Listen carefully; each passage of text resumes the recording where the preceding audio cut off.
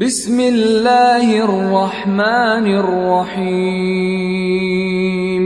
وَيَجْعَلُونَ لِلَّهِ الْبَنَاتِ سُبْحَانَهُ وَلَهُم مَّا يَشْتَهُونَ وَإِذَا بُشِّرَ أَحَدُهُم بِالْأُنثَىٰ ظَلَّ وَجْهُهُ مُسْوَدًّا وَهُوَ كَظِيمٌ يَتَوَارَىٰ مِنَ الْقَوْمِ مِن سُوءِ مَا بُشِّرَ بِهِ أَيُمْسِكُهُ عَلَىٰ هُونٍ أَمْ يَدُسُّهُ فِي التُّرَابِ أَلَا سَاءَ مَا يَحْكُمُونَ لِلَّذِينَ لَا يُؤْمِنُونَ بِالْآخِرَةِ مَثَلُ السَّوْءِ وَلِلَّهِ الْمَثَلُ الْأَعْلَىٰ وَهُوَ الْعَزِيزُ الْحَكِيمُ الحمد للہ وسلام علی عباده الذین اصطفیٰ اشہد ان لا الہ الا اللہ وحدہ لا شریک لہ واشہد ان محمدا عبدہ ورسولہ اللہم صل علی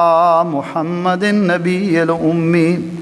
وأزواجه أمهات المؤمنين وذريته وأهل بيته كما صليت على آل إبراهيم إنك حميد مجيد أعوذ بالله السميع العليم وبوجهه الكريم وسلطانه القديم من الشیطان الرجیم من حمزه ونفخه ونفسه بسم اللہ الرحمن الرحیم یا ایہا الناس انا خلقناکم من ذکر وانثی وجعلناکم شعوبا وقبائل لتعارفوا ان اکرمکم عند اللہ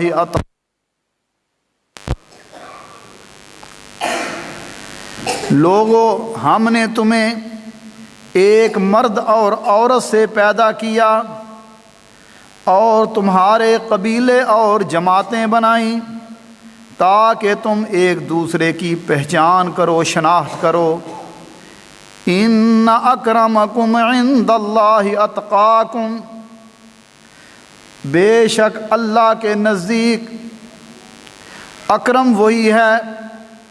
جو اللہ سے زیادہ ڈرنے والا ہو۔ بھائیو، آپ نے میرے درس کا موضوع سماعت فرما لیا ہے کہ درس کا موضوع ہے بیٹی کی عظمت اور شرف۔ اللہ تعالیٰ نے بنی نوع انسان کی تخلیق ایک مرد اور ایک عورت سے فرما کر اس کائنات کو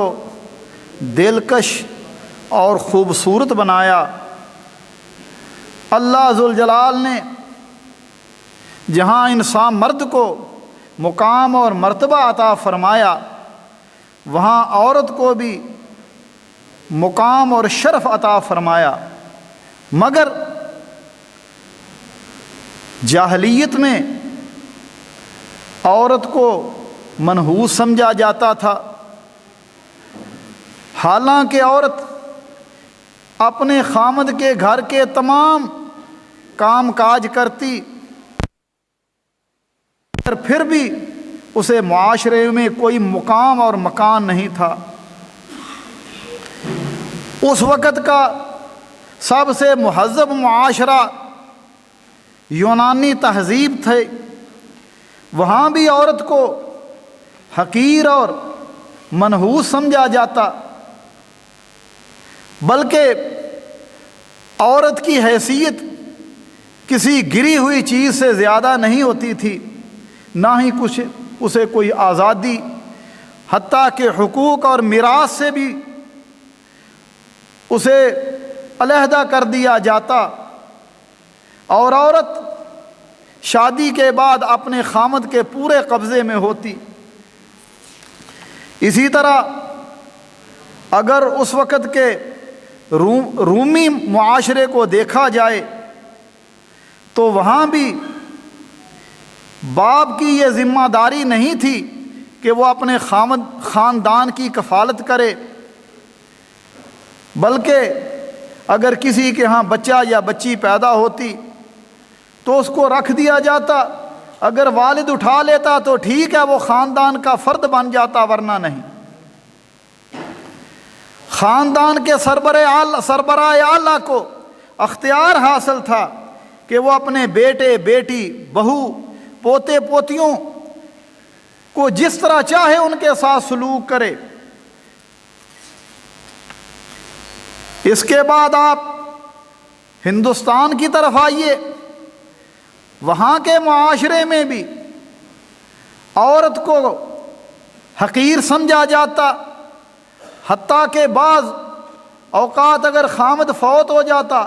تو عورت کو مجبور کیا جاتا کہ وہ اس کے ساتھ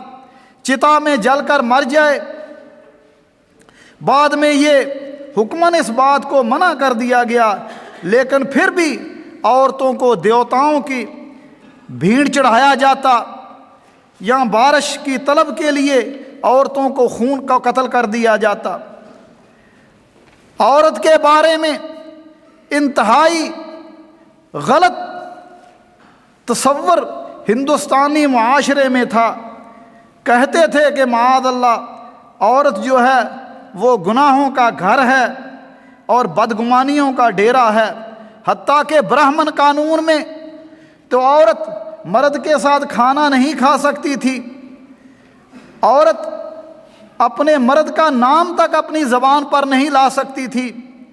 گھریلو معاملات میں اگر کوئی مرد اپنی بیوی سے مشورہ کرتا تو اسے برا سمجھا جاتا تھا۔ اس وقت کی بڑی تہذیب ایران کی تہذیب تھی، وہاں کا بھی یہ حال تھا کہ عورت کو خرید و فروخت کے سامان کی طرح سمجھا جاتا اور مرد کو مکمل طور پر حق تھا کہ وہ جو چاہے کرے۔ عرب کا معاشرہ دیکھیے، رسول اللہ صلی اللہ علیہ وسلم کی بعثت سے پہلے عورت انتہائی مظلوم تھی، اسے میراث میں کوئی حصہ نہیں دیا جاتا تھا اور نہ ہی وہ اپنے شوہر سے مطالبہ کر سکتی۔ طلاق اور تعدد ازواج کی کوئی تعداد معین اور مقرر نہیں تھی، حتیٰ کہ حال تو یہ تھا کہ اگر کسی کا خامد فوت ہو جاتا تو اس کے رشتہ داروں میں اس کا کوئی قریبی عورت کے سر پر چادر ڈال دیتا تو وہ اس کی بیوی بن جاتی۔ بعض اوقات اگر کسی کی زیادہ بیویاں ہوتی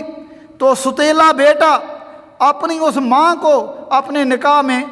شامل کر لیتا، اور بچیوں کو عموماً آر سمجھا جاتا تھا۔ بعض قبیلوں کا یہ حال تھا کہ وہ اپنی بچیوں کو زندہ درگور کر دیتے تھے، مگر قریش کے قبیلے میں یہ رسم بد نہیں تھی۔ اللہ ذوالجلال قرآن کریم میں اس بات کا ذکر فرماتے ہیں، فرمایا وَإِذَا بُشِّرَ أَحَدُهُم بِالْأُنثَىٰ ظَلَّ وَجْهُهُ مُسْوَدًّا وَهُوَ كَظِيمٌ، فرمایا جب ان میں کسی کو بیٹی کی پیدائش کی خبر دے دی جاتی تو رنج کی وجہ سے، افسوس کی وجہ سے اس کا چہرہ سیاہ ہو جاتا۔ آج بھی بہت سارے لوگ آپ کو ایسے ملیں گے ہمارے اس معاشرے میں، اگر ان کو بیٹے کی خبر دی جاتی ہے تو بڑے خوش ہو جاتے ہیں، لڈو بانٹتے ہیں، اور اگر بیٹی کی خبر دے دی جاتی ہے تو ان کا چہرہ لٹک جاتا ہے۔ یہ جہلیت کی بات ہے۔ میں انشاءاللہ اپنے درس میں عرض کروں گا کہ اللہ کے نبی صلی اللہ علیہ وسلم نے بیٹیوں کی پرورش کا کتنا اجر و ثواب بتلایا ہے۔ فرمایا یتوارا من القوم من سوء ما بشر بہ، فرمایا بیٹی کے پیدا ہونے کی بری خبر سن کر لوگوں سے چھپتا پھرتا کہ اس کے ہاں بیٹی پیدا ہو گئی ہے۔ اللہ اکبر۔ تو پھر کیا کرتا؟ اَيُمْسِكُهُ عَلَىٰ هُونٍ اَوْ يَدُسُّهُ فِي التُّرَابِ، اب اس کے پاس دو ہی چیزیں رہ جاتی، یا تو ذلت قبول کر لے اور بیٹی کو اپنے پاس رکھ لے،